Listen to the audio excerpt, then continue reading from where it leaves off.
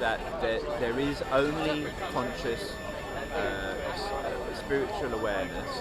It's a spiritual kind of function, and that it's infinite, and that in order to manifest itself in all its different forms, it collapses into a duality, and that duality is an illusion. And I'm saying that the fundamental part of it, the real part of it, is the awareness that's in you and the awareness that's in me is of the same substance. Okay.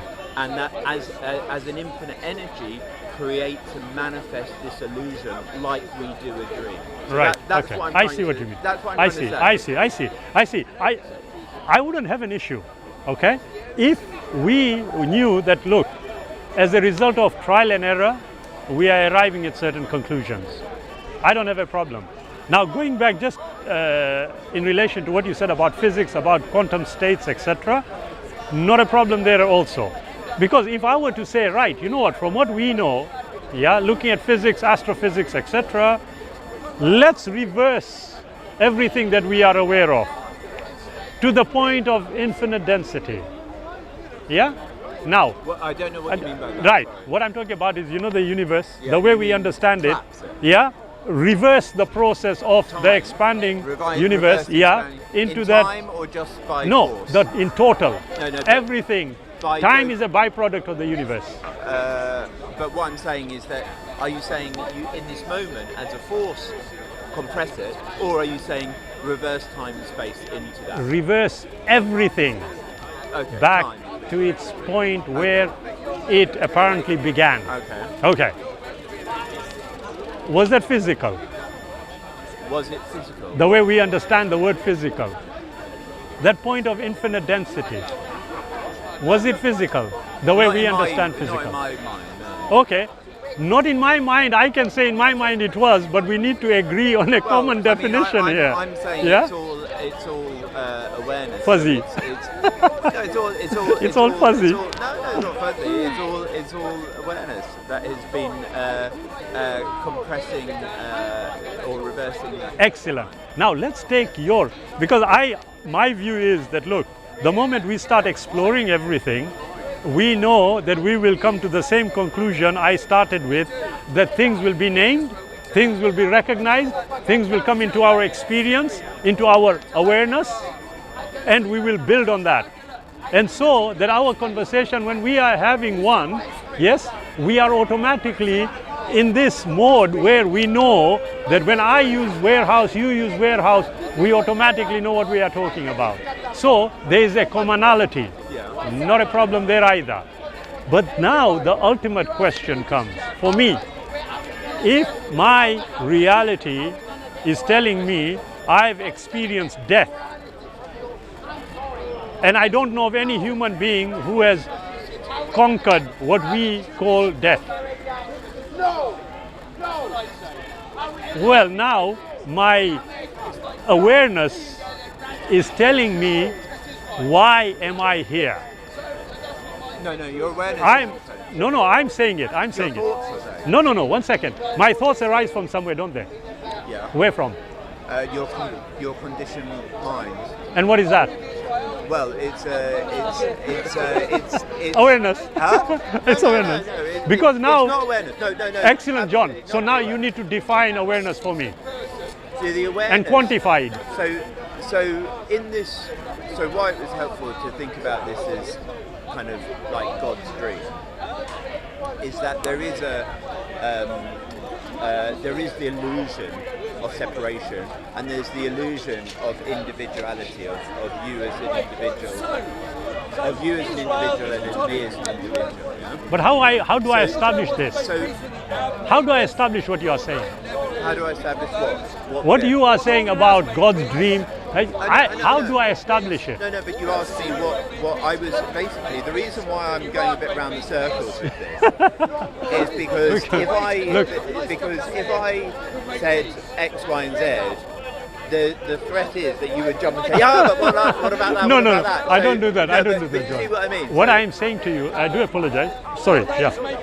What I am saying, John, look, for me, if I can, between two positions, one is sort of a position and one is a definite position, my logic, my reason, my thoughts are telling me I go with the definite one. Yeah. Why?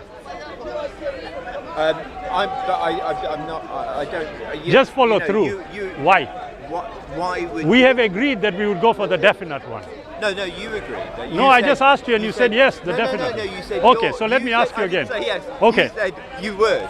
No, you would. No. And what did you say? No, I didn't say anything. Yes, you did. You said yes. Okay, I'll ask you again. No, I said, yes, I understand. I heard what you said. Oh, right, you didn't say that. No. Okay, I'll ask you again. Yeah. There's a position which is not definite, and there's a position that is definite. Yeah. Which one would you choose? I haven't got enough context to answer that question. Superb answer.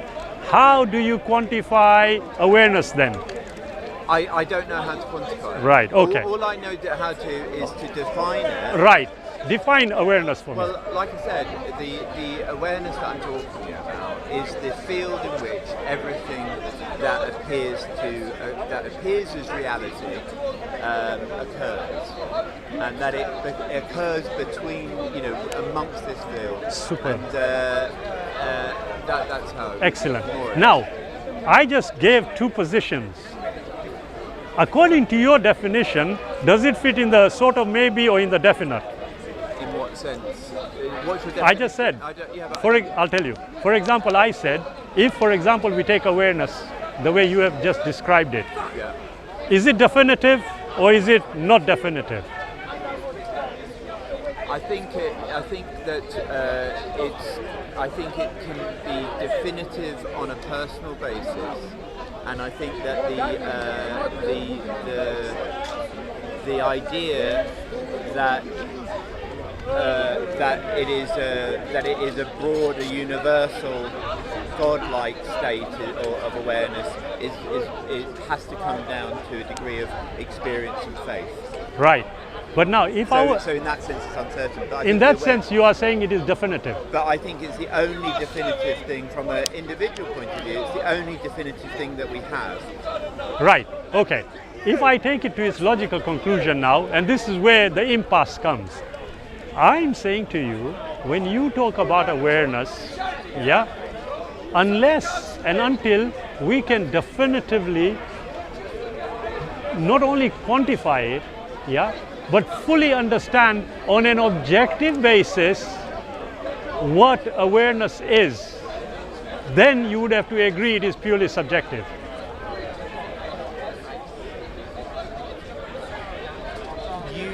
I think where we would be in conflict is that you put forward, if I'm saying, or not just me, right? I understand. If one says that there is no subjective external objective, you mean? Objective external reality. Yes. Totally objective. Then you can't look to that reality to prove something. Can you? You can't. You can't, can you? Now it's come back right to my first question, that how, if we don't have an external yardstick, how can we arrive at a definitive conclusion? Well, I think all we can really do is start with what we know. Exactly. Now, right? and that I think that the absolutely, only thing that obviously I think therefore I am. Cogito ergo sum. Yes. Cogito ergo sum. I would say that actually more accurately is I'm aware, therefore I am aware. I like that. Let's go. There is awareness because I feel I'm aware. I'm aware, and therefore I am. The only thing that is unchangeable in me is my awareness. Right. Okay. Everything else is temporal. Like I said, if we take it from your perspective, we can make sense. But for me, objectivity must take precedence over the way we personally think of certain things. Why must that be the case? Because if we don't have objectivity, we don't have standards. What do you mean by standards? I'll tell you. Right now, if I were to say to you, throwing a stone at another human being, I find no problem with. Do you find a problem with it? Be honest. Yeah. So the standard. Are you talking about morals? Aha, now here's a big problem. And this is the concern I had, and that's why I raised the questions. You see, the moment you say morals, I would say to you, oh, no, well, let's put it this way. Morally speaking, I should not sleep with somebody else's wife. Legally speaking, there's nothing wrong with it. Do you agree? I think we need to establish. Now, no, because you jumped a little bit into I the didn't. details. I didn't. The details. I said, first of all, when you said standards, yes. do you mean morals? Yes. Now, and I said to you, wait a minute, if we look at morality, yeah, because I use the example of throwing a stone. Is, do you mean or you don't mean? No, 1 second. Okay. Like I said, the moment you say that, I then have to think, wait a minute, it's not only about morality here. We are talking about not only stone throwing here, yeah, because we are now talking about maybe potentially committing an act which morally may be seen to be reprehensible, but legally there's nothing wrong with it. But you're jumping to no, I haven't. If you just follow me through, if you just follow me through, yeah, because I am saying we need an objective yardstick. Yeah, that's what I've consistently said. The moment I asked you, for example, we were talking about me throwing a stone. Yeah, I don't find anything wrong with it. Do you? That's what I asked you. Yeah. Now, the question is, sorry, John, I'll quickly wrap it. Yeah? The fact that we have got a legal system is so that you have a uniform code. Why do you have a uniform code? And that uniform code, is it definitively objective? The answer is yes. Why do we have a uniform code? So that every human being should be made aware of the fact that there is a standard by which they must interact with other human beings. Do we agree with that? You've said so many different things. No, not at all. It's all one. It's uniform. No. But I'll tell you. Okay. No. There's a problem. Sorry. And this is why I wanted to stop you before you. No problem. Go ahead. Is that the difficulty is that I asked a slightly yes or no question, and I'm asking you are you synonymous about standards and morals? I wanted to know what your definitions were before you start talking about it, and then ask me, do I agree with you? Excellent, but you see, John, this is going back again to my question. I can ask if I can just, no, when I said to you, John, we should define things before we agree on using them as examples. Now we have come back to that impasse, and I had mentioned the impasse. You see, I said to you, look, there's a legal system, because we are talking about objectivity here. Why do we have an objective legal system? It is uniform so that all the human beings that are within that particular system are using the right methods to interact with each other.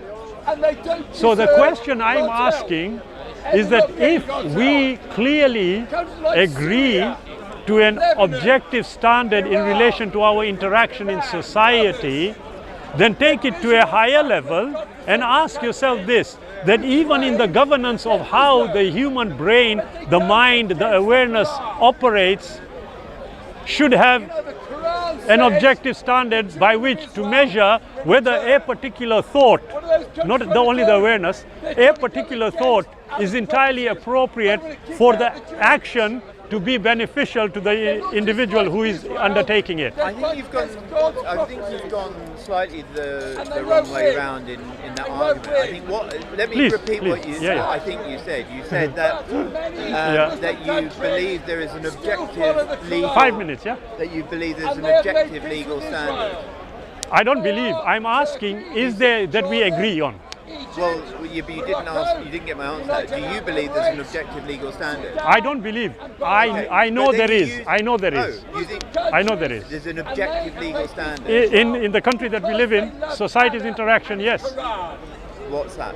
Wait a minute. But then you use that as an argument to say that there should be objective standards. But you know, this is a complicated way of discussing something. It's very simple. but you're saying there's an objective Okay, legal are you standard. disagreeing? Where do you say there's an objective legal standard? Now, if you heard me carefully, I said, in the society where this is governing the people, What is? the legal system. where is it? Now wait a minute. Is it in statute books? No, what are you... What you the legal... you're jumping. I'm asking you a question. I- Where do right, you believe... okay. what context do you... Okay. No, wait, let me John. finish. Let me finish. Sure, sorry, I do apologize. Yeah. You are not defining what you're discussing, and then you're asking me to either agree or disagree. And I'm asking you, what is your object? Where do you say there is an objective legal standard? Excellent, John. Did you just say I am not defining things? No, I know that happens. Okay, I know that okay. happens, but No, this no, is no, no. a bit more easier to define. No, I'm John. Give me a little. Okay, not a problem. No, I will. Where are you But saying? look, Are you talking about Islamically or No. British law, or what are you referring to? superb. You answered your own question. No, I didn't answer. You It's a did. I'll question. tell you It why. was a question. You The have. question is not an answer. You have answered it. Carry on. What do you define as British law? I'm asking you. I will tell you what it is. No. But look, I'm asking you a question. Okay. You said that there's objective legal standards. What I'm asking you, and this is a minor part of the discussion, and but I'm asking you, what are you saying is objective Okay. legal standard? Right. Give me a context. Right. Okay. I made it very clear that when I said we have objective standards, for example, the stone throwing, yes, how would you view it? I would view it as normal, no problem in throwing a stone. Then I used the example of adultery. How? Because you asked, are you asking in a moral, from a moral perspective? No. I said, are you saying standards? When you say standards, do you mean morals? Is what I said. When I use the example of stone throwing, Yeah. how is stone throwing connected with morality? You said we need to have standards. Objective. So for instance, Objective standards. So for instance, if I throw a stone at someone, I would is find it right normal. or wrong, right? No. I said I would find it normal. How would you find it? But you have to give context. Right, excellent. So now let's go down to what I said about the legal system. Yeah? Again, and you rightly pointed it out, so far in our conversation, when you used the example of the dream, you used the example of the warehouse, we didn't ask about definitions. Whereas I at the start said, let's define. So we assumed we knew what we were talking about. Now, when I use the word, or rather the phrase legal system, I qualified it by saying wherever the people are and the way they're interacting within that particular system.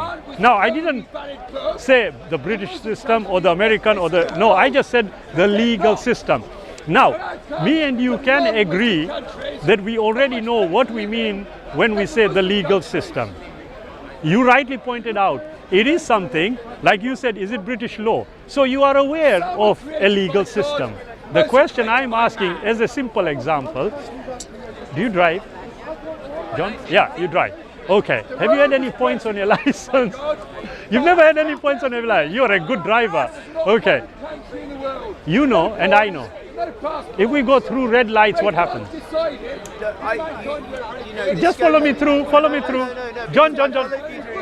Follow me through. You still didn't answer my question. If you, whatever your answer, I'm happy with. But what is your answer to when you say? Look, because let's just track back. You asked about the moral or the standards that we have. In my framework, there are standards that we have to work out, and that standard is if we are all one, we have to act. If we have the realization that we are one substance and that we are a oneness, Yes. a unity of being, Yeah. then the standard is that we have to act like we are. That's the standard. We came to it. If I were to agree with you, those very standards, for us to be able to act in a uniform way, Didn't say in a uniform way. I'm saying it has to be. Well, It has to be. By definition, it has to be. And if that be the case, how on an objective basis can we establish what they are? establish what the What you just said. golden rule. How do you establish that objectively? Well, actually, you kind of. I guess there are systems, but fundamentally, it's about doing to others what you would do to yourself. That's how do you do unto others what you would do unto yourself. Yeah. Yeah? Excellent. Now here's the question. Back right to start. Whatever we say, do unto others, yeah? What you would have them do unto you. Yeah. My position in relation to that is that there is an objective standard, and that objective standard is found within the Quran. My perspective. Why I say this, John? Because everything we have considered has to have an answer that is definitive, and an answer that we both can agree with. For us to have a uniform approach, as you rightly pointed out, it has to come from the source. We have agreed about a being already, yeah, at the start. My contention is that the being that we are talking about does exist the way we define the word exist, okay? And that particular being has communicated with us, has provided us the necessary guidance for our sojourn on earth. Now, to take it one step further, I would say, John, to you, that look, I, in sincerity, have not come across any other yardstick that fits all the necessary criteria, internal and external. Does your yardstick work? Absolutely does. And it's not my yardstick. Well, the yardstick you use... The objective yardstick that I abide by. No. So are you saying that this is, once people have this yardstick, the Quran and yes, that they use it uniformly and effectively and as it should be? As an individual. Huh? As an individual. Yes. Society? Yes. As society. If it's society, then there are also rules that would govern society. What I'm asking you is, do societies utilising this yardstick use it effectively? Yes, if they utilize it, yes. Two things. One, Muhammad said that the first three ummahs are the best and that it deteriorates afterwards. And secondly, so therefore the way he would utilise Sharia would be the best, and then actually it deteriorates over time. And two, what society currently, which people have, Islamic societies have the access to Sharia and this yardstick of morality and standards. Tell me one that utilises it effectively in anywhere near Muhammad's idea of it. Right, okay. Number one, I would want to correct you about what you just said in relation to what is attributed to the Prophet Muhammad, peace be upon him, in relation to the first three generations. Yeah. Okay. If you listen, and you have been, John, I said the system. Yeah. Okay. If you do not utilize the system, will there be a slow reversal? What? No. Follow me through. No, I will. You follow me through, because you have said something that I would consider to be not entirely what it says. So when he said the system, or did he talk about the people who practice the system? Which one? You're asking me a question, but I've asked you a question. For you to understand my answer, I need to clarify your misunderstandings. But you then do so. I am doing that. No, but you don't okay, need to I'll tell you what. You don't need to ask me a question. Okay, John. Right. clarify. Number one, I am talking about the system. The Prophet abided by the system. Yeah.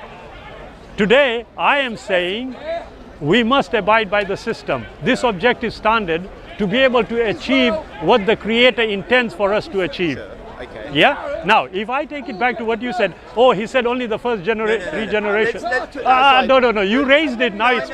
I know, John, but... you are being unfair. Okay. I am saying to you, I'm only using it to give you my response. Yeah? I think it moves away from what